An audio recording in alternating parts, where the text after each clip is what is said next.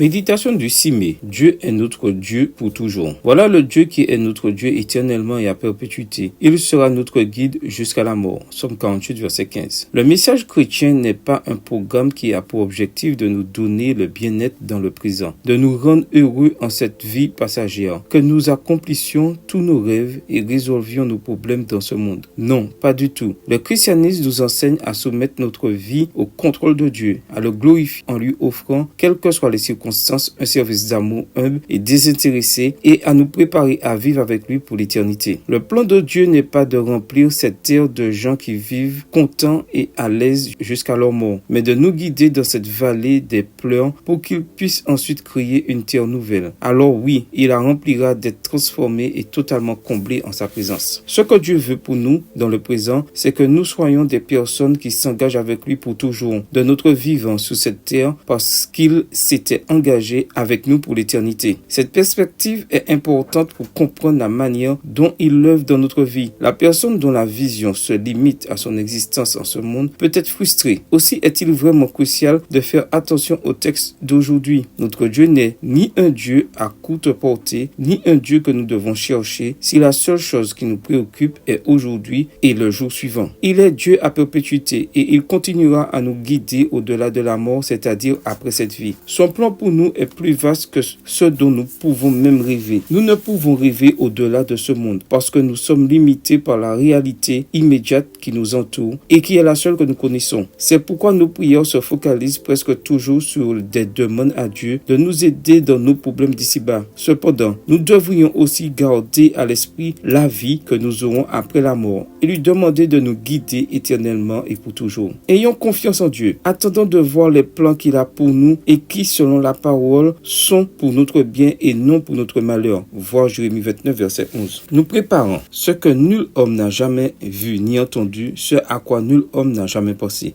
1 Corinthiens 2, verset 9, version Bible en français courant. Comme il serait triste de ne pas parvenir à voir ce qu'il y a après tout cela. N'est-ce pas? Amen. Bonne journée à vous et que le Seigneur vous bénisse.